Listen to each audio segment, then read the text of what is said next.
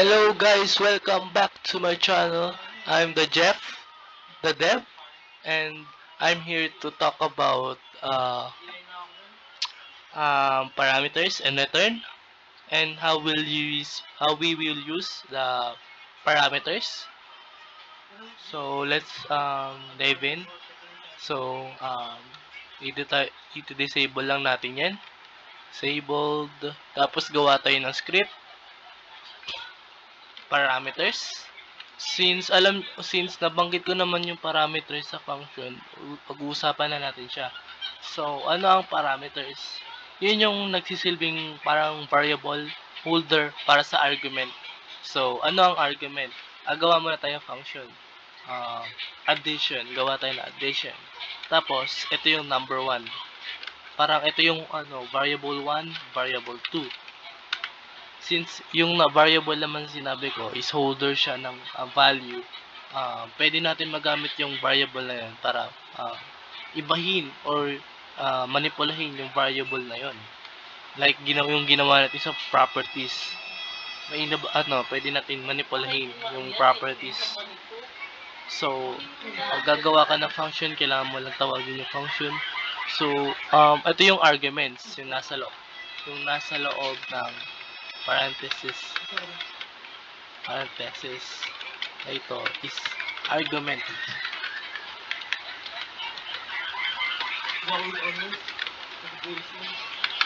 This is na ito is params. Since meron tayong parameters na number 1 and number 2, ito yung magiging silbing variable natin. So, ano ang gusto mong i-store na value sa number 1? Let's say, ganito lang yung ibig sabihin yan. Local number 1. Gumawa ka lang ng number 1 pero walang value. 2. Pero siyang value. Unless kung may lalagay ka na value dyan. Para maglagay ka ng value dito sa params na to, maglalagay ka lang ng dito sa argument. 5. Let's say, 5. Oh. So, magiging 5 to. Or ito, magiging 5 yung number 1. Tapos nilagay natin 10. So, magiging 10 tong number 2. Pwede ka rin maglagay ng part dyan as argument. Yung ginawa natin dito sa part. Okay, let's that part. Kahit dyan, pwede mong ilagay sa argument. Part. Yan. Tapos ilagay mo ng variable dito. Tapos paglaruan mo na lang. So, ganun lang namin sabihin ng parameters. Basically, lang siya. Parang holder lang ng values. Tapos yung arguments, yung naglalagay ng values sa parameters. Parang sinasubstitute niya yun. Sinasubstitute niya lang to sa parameters. So, pagawin na, gawa tayo ng addition. Gawa tayo ng variable muna na result. Number 1. Oops. Plus number 2. Tapos, piprint lang natin yung result. Tapos, makikita natin na 15. 15. So, alam na natin yung parameters. Proceed naman tayo sa return. So, ano ang return? Yung return is yung value na makukuha natin pag tinawag natin yung function. Let's say, pag tinawag mo ako, magbibigay ako ng ganitong value, result. Ito yung ibibigay kong value pag tinawag mo ako.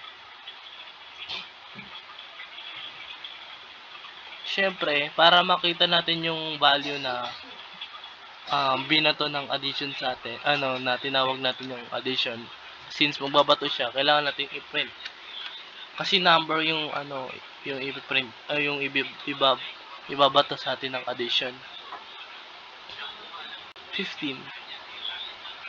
So pag niya yan, pag na add niya yan, ibabato ko yung number pag tinawag mo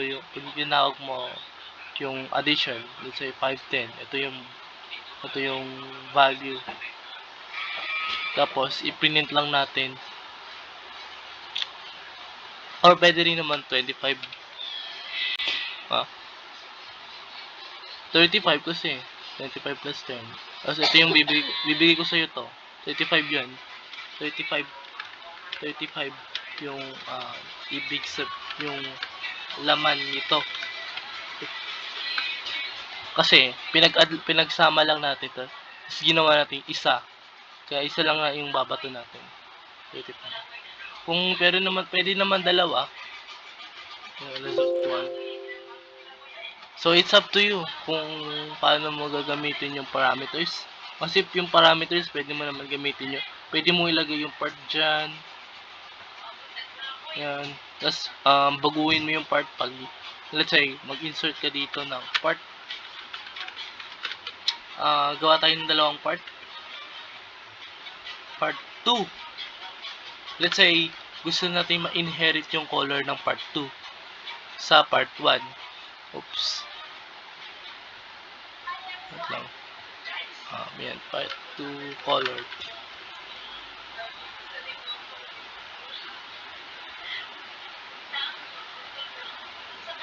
Let's say ito, gusto natin ma-inherit yung part 2 sa part 1. So, paano yun?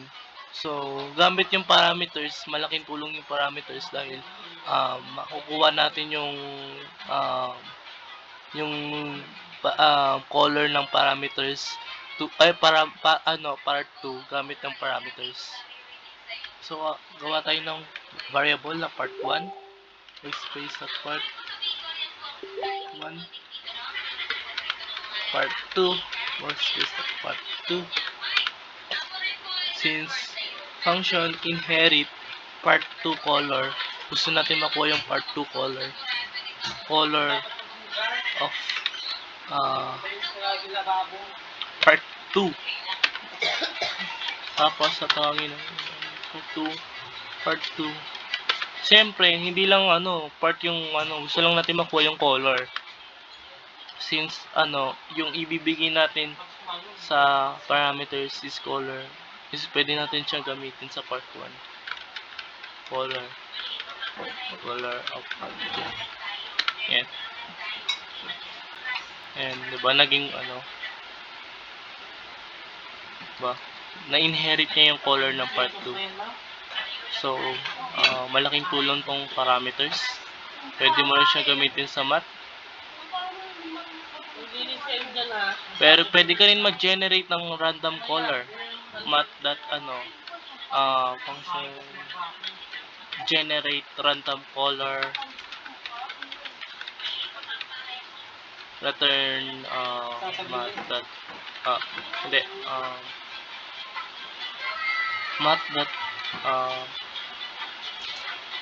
oops 1 to 10 tapos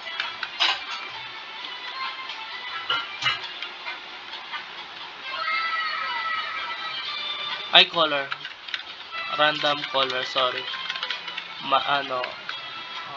color 3 dot random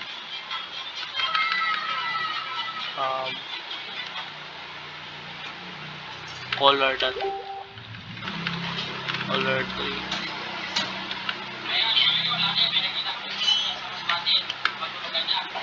wala R math random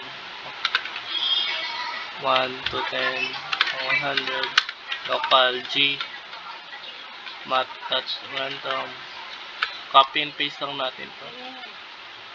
Oops. G T since ang maximum niyan 225.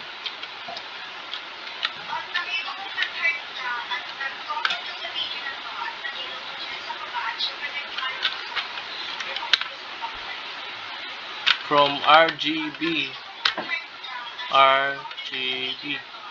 So, ang ibabato sa atin ng kung di nyo alam yung math.random, madali naman mag-generate siya ng value since nagamit na naman natin yung math.random kanina.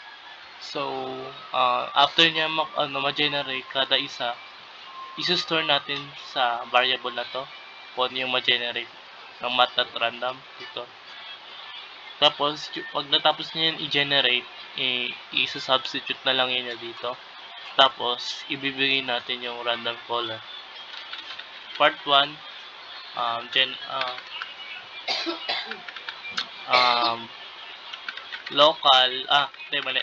Part 1 dot color, since color naman yung babato nito, generate random color. Part 2 dot color equals generate random color. Boom. Kita niya, nagbago yung ano. Kasi binabato lang naman ito is yung nakuha nating color tree. Itong color tree from RGB, parang yung sa, alam niyo na, yung ito, kung hindi nyo man nakikita, pwede nyo naman i-click yung ano, parang pag pinindot nyo yan, yung gitna, may makikita kayong parang um, color value.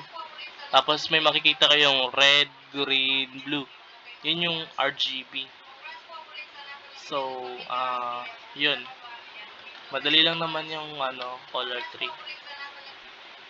So, ayun lang.